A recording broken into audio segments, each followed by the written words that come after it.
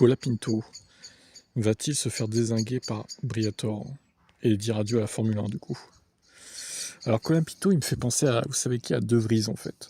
De Vries, on avait été impressionné par lui à Monza avec Williams. L'année d'après, il s'est troué chez AlphaTauri. Là, c'est le même principe. Colapinto avait fait de très bonnes courses chez Williams, bien qu'il s'était aussi craché, il faut le dire aussi. Mais là, il se fait trouer par Gasly chez Alpine. Donc c'est quoi l'idée en fait? La Williams, elle est facile à conduire, enfin elle était facile à conduire, et c'est pour ça qu'il faisait des bons résultats. Avec là, l'Alpine est plus difficile et il arrive à rien en fait, tout simplement quoi. Moi je pense que c'est un peu ça hein, l'idée. Hein. C'est toujours délicat, commencer Herbert en prenant un site de Paris. Lorsque vous avez une occasion, vous devez la saisir, impressionner les gens. Jack Doohan ne l'a pas fait et les attentes envers Colapinto étaient très élevées. Briatore a beaucoup misé sur lui et l'a propulsé chez Alpine.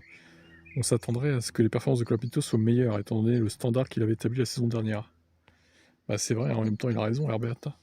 En conséquence, Herbert croit qu'un changement de fortune est nécessaire pour l'Argentin, sinon il pourrait quitter le sommet du sport automobile aussi rapidement qu'il est arrivé. Il a montré des éléments où il peut être aussi rapide ou peut-être plus rapide que Gasly, mais il n'est pas constant en sa vitesse. Nous n'avons jamais vu Doohan capable de rebondir, Colapinto doit se rattraper rapidement, sinon il deviendra un nom qui était considéré et rien de plus. Et moi je pense que ce mec est surcoté en fait. Colapinto, on en a fait beaucoup. Moi-même, hein, j'étais impressionné par ce qu'il faisait l'année dernière, mais bon, un peu moins sur la fin quand il faisait que se cracher pour le coup. Mais ouais, bon, au final, est-ce qu'on s'est pas un peu trompé finalement sur lui? Est-ce qu'il va finir la saison, Colapinto? J'en suis pas certain, honnêtement. Ford se confie sur les moteurs Red Bull et d'avoir Verstappen, évidemment, parce que ça fait partie du contrat. Rushbrook a commencé par expliquer ce qui attirait la compagnie américaine à associer avec Red Bull.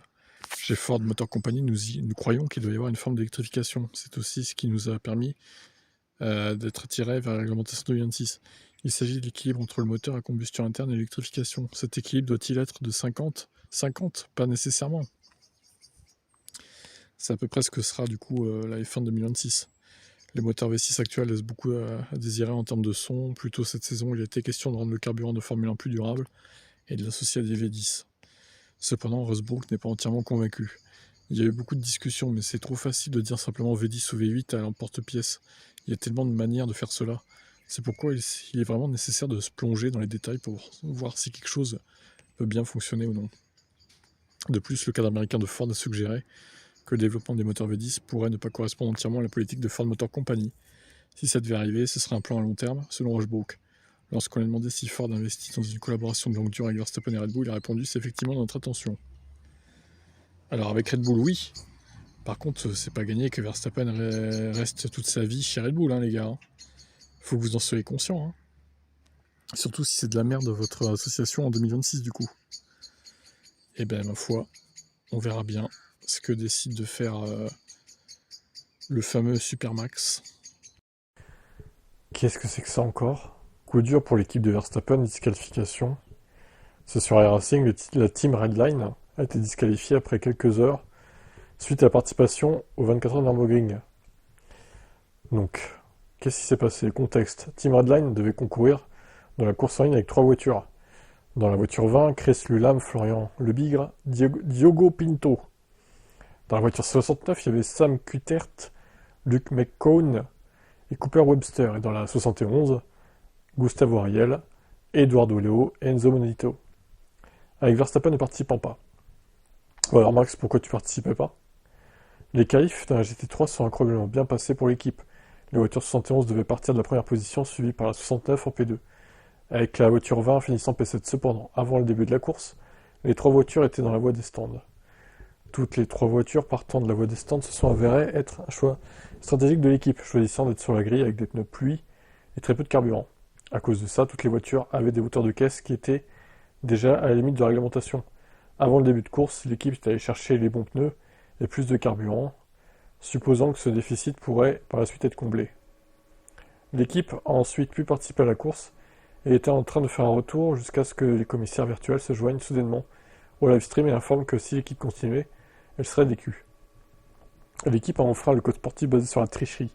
En changeant les pneus et le ravitaillement, la hauteur de caisse des voitures était trop basse. Ceci a mis fin au livestream de Team Redline. et Verstappen n'a pas été vu du tout. Verstappen lui-même ne participait pas à la course. L'équipe l'avait annoncé avant la course, cependant, le Néerlandais serait présent dans le live stream et répondrait aux questions des spectateurs. Alors, pourquoi il n'a pas fait la course, c'est bizarre d'ailleurs. Lui qui aime bien faire des courses à Racing, sachant qu'il n'y avait pas de week-end de Grand Prix en plus. Bon, il a peut-être ses raisons après, voilà. Alors, ça ne le concerne pas directement, mais encore une fois, les équipes dans lesquelles il est, ça joue un peu avec les règlements, hein. Que ce soit en réel ou virtuel. La moralité de tout ça, c'est qu'il a toujours des équipes toxiques, ce mec, c'est incroyable. Qu'est-ce que ça leur a donné de faire ça? Au final, ils ont tout perdu, ils se sont fait des culs, quoi. Donc les pilotes, ils ont roulé pour rien. Et lui, bon, il devait pas rouler du tout, mais bon, ça fait un peu tâche, quand même, hein. Je comprends pas, quand même. Il est toujours dans les équipes, lui, c'est fou, hein, d'entraîner la toxicité comme ça, hein. Même dans le virtuel, hein. Voilà qui va, en tout cas, nuire un peu à la réputation de cette équipe Redline, hein, qui est censée être une des meilleures du sim racing, quoi. Voilà. Étonnante anecdote, en tout cas, j'ai trouvé. Même si, bon, pour une fois, Verstappen, il n'y est pas pour grand-chose. À moins que c'était lui qui avait eu l'idée, mais on va pas l'accuser de ça quand même. Briator qui pète un plomb lorsqu'on lui demande s'il va signer Mick Schumacher chez Alpine. En F1, du coup. D'ailleurs, on se demande pourquoi il a cette réaction, en fait. Sachant qu'il a côtoyé son père dans le passé et tout, normalement, bon... Eh bien, je ne sais pas pourquoi nous parlons de Mick maintenant. Nous sommes ici en 2025, je comprends pas. Qu'est-ce que vous voulez savoir? Allez-vous signer Mick Schumacher? Il a rétorqué, ouais, bien sûr, tout le monde dit ça. Je pense pas que ce soit la question à poser ici. Maintenant, prochaine question. Je ne veux pas parler de ça. Il y a eu récemment des rumeurs selon lesquelles Schumacher rejoindrait Cadillac en F1.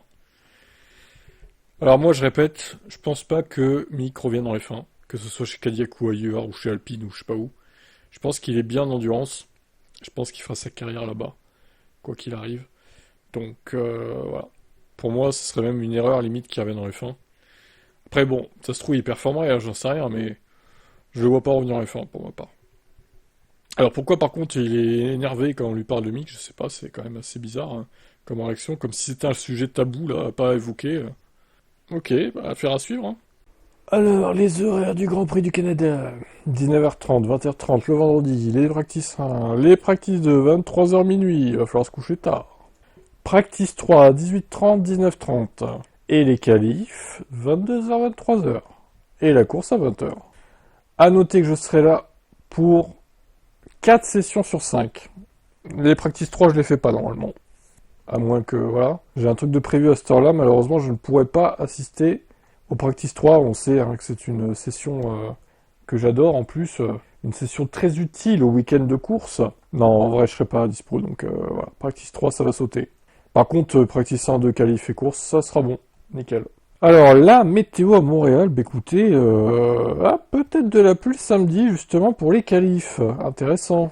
Ah oui, risque de pluie 55%, le matin 85%, l'après-midi 55% et le soir 20%, ok. Ouais, donc, même s'il pleut pas l'après-midi, la piste sera peut-être humide, quoi. Il va cailler, surtout, 15 degrés et 13 ressentis. Et B, bon, vendredi c'est bon, et dimanche... A priori, dimanche, le beau temps revient, donc on part sur un week-end assez bizarre quand même. Niveau température, le vendredi c'est plutôt doux, le samedi ça s'effondre avec la pluie qui arrive, et le dimanche ça se réchauffe. Ah bah c'est bizarre ça, un week-end purement canadien au final. Bah tant mieux, hein, s'il pleut le samedi, ça peut être pas mal aussi avec sous la pluie là. Affaire à suivre.